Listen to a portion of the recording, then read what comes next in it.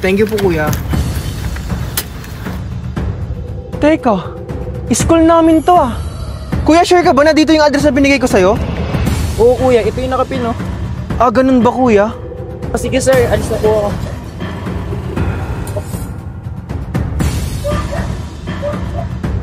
Bakit iba yung nakasulat dito? Pero sa school yung address.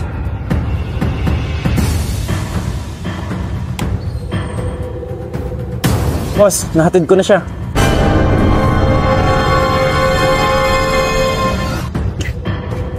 Teka, si Marco yun ah. Ang pogi-pogi niya talaga sa suot niya. Siguro pupunta na din sa birthday party nila Megan. Sakto sabay na kami. Marco, sabay na tayo. Ha? Sabay saan? Sa birthday party nila Megan. Ah, anong sinasabi mo? Eh dito nakalagay yung address ng invitation card. Ha, ano? Eh bakit iba yung nakasulat sa invitation card? Ang weird nga eh. Excuse me po, pwede na po kayong pumasok, magsisimula na yung birthday party. O ayun na pala Marco, magsisimula na ang birthday party. Tara na! Teka lang Valerie, bakit ang tahimik? Bakit walang katao-tao? Nakakatakot pa naman dito sa school natin.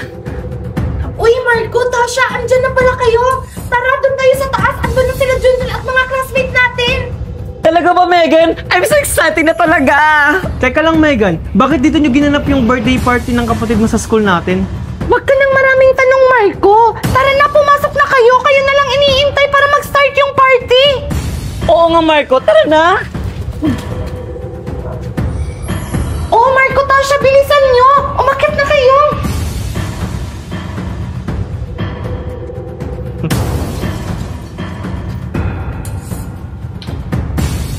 Parang pamila yung lugar na to. Oh, Marco, Tasha, bilisan nyo. Umakyat na kayo.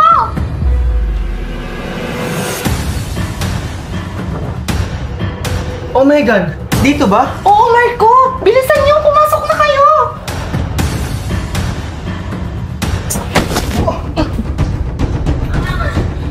Oh, ano, Marco? Tasha, may surpresa ba kayo? Walang niya ka talaga Megan. Marco! Sino ka? Oh Tasha, hindi mo ba ako kilala? Junjun! Mga walang hiya talaga kayo! Pinagplanuhan niyo pala to? Si Tasha.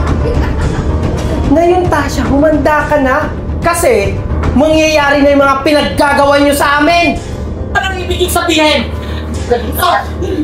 Bitawan mo ko! Ano ba? Anong gagawin sa akin? Bitawan mo ko! Ginawa mo sa akin. Mas matitikman mo. Oh, alam mo na yung gagawin dyan, Megan. Ako na bahala dito kay Marco. Babay, Marco. Dito ka muna sa stock room nang maranasan mo yung ginawa mo sa akin. Bitawan mo ka! Masaya ba? Sinasabi ko nung nga ba, may plano ka!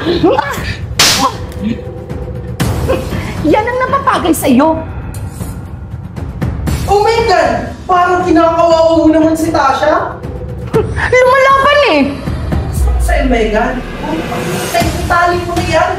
Kawawa ka naman, Tasha. Ngayon, ipaparanas ko sa'yo ang mga pinaggagawa mo dati sa akin. Sakit ang ulo mo. Teka, nasaan ako? Tasha! Tasha! Tasha! Tulong! Buksan niyo to! Tulong! Tasha! Tulong! Oh, kawawa ka naman dyan, Marco. Walang hihingi ng tulong sa'yo dyan. Ganyan na ganyan yung ginawa niyo sa akin. Takukunin niyo ako! Tulong! Takukunin niyo ako! Walang hiya kayo, Jimmy Megan! Oh, gising ka na pala, Tasha! Walang hiya ka, Junjun! Takawalan mo ako dito! Ano ako tanga para pakawalan kita? Tasha, nung tinali mo ko, naawa ka ba sa akin? Di ba hindi? Pues ngayon, ikaw naman yung magmamakaawa sa akin! Hindi pa tayo tapos, Megan! Pagbabayaran mo to! Ah, talaga ba? Paano mo hinik? Ano ba bitawan mo? Di ba? Ginawa mo sa akin! Kaya pa ba? Yan! Kulang pa yan! Dapat ganito, oh! Walang iya talaga kayo! Pagbabayaran niyo itong dalawa! Ano ka ba yan pinagsasabi mo? Tandaan mo, ito yung kabayaran sa mga ginawa niyo sa amin. Oops! Nag-uumpisa pa lang kami. Di ba, Junjun? Kulang pa ba ng Tasha? Hello! Anong gagawin ko? Gutom na ako.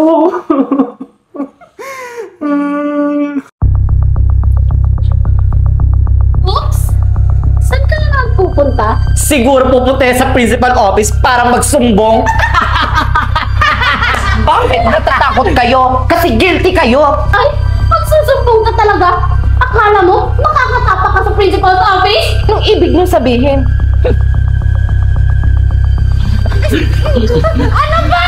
Ano ba? Saan niyo ba ako dadalhin? Wala ka nang kawala! Hulaan mo, Megan, kung saan ka na akong dadalhin. Basta Megan, sumama ka na lang. Tara! Marco! Akala mo hindi ko alam na ikaw yung nagplano na ikulong ako dun sa stock room? Buti alam mo, Junjun. Pasalamat ka nga nakalabas ka pa sa stock room. Napakawalang hiya mo talaga! Sige, tuloy mo! Para makita ng lahat ng tunay mong ugali. Tatakbo ka pa namang presidente dito sa ating paaralan. Akala mo makakaligtas ka? Sisiguraduhin ko, Marco, makakarating ito sa principal's office! Subukan mo magsumbong, Junjun. Hindi lang ganyan ang aabutin mo. Kaya kung ako sa'yo, Junjun, mag-isip-isip ka na. Hoy, Marco! Sumama ka sa amin, Marco. May ipapakita kami sa'yo. Di ba, Mimay? Oo, Marco. Ano na naman yung ipapakita nyo? Siguraduhin yung magugustuhan ko yan, ha? Surpresa nga, di ba? Oo naman, Marco. Sigurado ako na matutuwa ka. Mukhang interesting yan, ha? Wala naman siguro makakakita sa atin. Tara. Anong ibig yung sabihin? Tulong! Tulungan niyo ako! Tulong! Kahit sumigaw ka pa ng malakas, walang makakarinig sa'yo! Kumagiya talaga kayo! Yan yung napapala mo. Eh kung hindi ka lang kasi nangialam, Megan, eh di sana kasama ka namin ngayon. Kahit hindi na ako magkaroon ng kaibigan, kung kasing sama ng ugali nyo, wag na lang! Anong sabi mo? Ayan ang napapala sa'yo! Pakita mo. Ha? Megan? Anong ginawa nyo kay Megan? Bakit nyo siya tinali? Oh, bakit, Marco? Di ba yan yung gusto mo? Kung hindi namin yan tinali, sigurado ako magsusumbong yun kay Ma'am Principal. Sa bagay, tama naman kayo. Yan kasi, kung hindi ka lang sana nakialam, hindi ka madadamay. Kahit mamatay pa ako dito, Marco, kung nasa tama ako, ipaglalaban ko! Asan na kaya si Megan? Oh, Junjun, ba't dito ka pa sa school? Sino inaantay mo? Si Megan po hinihintay ko. Sabi niya po kasi dito ko siya hihintayin. Anong oras na po? Wala pa siya. Ganun ba? Baka naglilinis pa ng classroom, antayin mo na lang. O sige na, aalis na ako. Mag-iingat ka, ha? Sige po, ma'am. Thank you po. Junjun, nandiyan ka na pala. Kasabay mo ba si Megan sa pag-uwi? Kanina pa kasi siya hinahanap ng mama niya. Hindi ko po kasabay si Megan, mami. Kanina ko pa rin po siya hinihintay sa school. Akala ko po kasi nakauwi na siya. Ganun ba? Sige, nag-chat ko na lang yung si Mare. Baka may ginagawa lang school project. Sige na, magpahinga ka na. Sige po, mami. Asan kaya si Megan? Hala, tumatawag na sa akin si Mami. Paano ba yun? Kailangan ko nang umuwi. Oh, Tasha, kalma. Sabay-sabay na tayong umuwi. Anong ibig niyo sabihin? Siguro naman alam mo na yung nasa isip namin. Babay, Megan! Valerie! Huwag niyo akong iwan dito! Nakakatakot dito! Tulong! Tulong! Tulong! Huwag kang matakot, Megan. May kasama ka naman dito. Kaso nga lang, mga daga. Huwag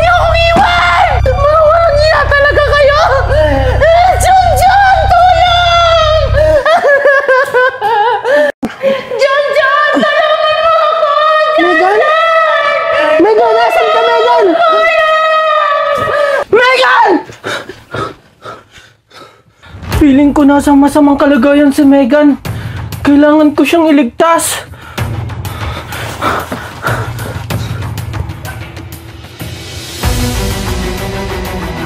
Megan! Megan! Tulong! Tulong! Parang si Megan yun ah. Sinasabi ko na nga ba? Totoo yun nasa panaginip ko. Megan! Megan? Tulong! Megan? Junjun! Ikaw ba yan, Junjun? Tulungan mo ako! Junjun! Oo, ako ito, Megan! Megan! Anong ginawa nila sa'yo? Tinalo ako ni Natasha, Mimay at Marco dito! Nasabi ko na nga ba totoo yung nasa panaginip ko? Huwag kang mag-alala, Megan. Tutulungan kita.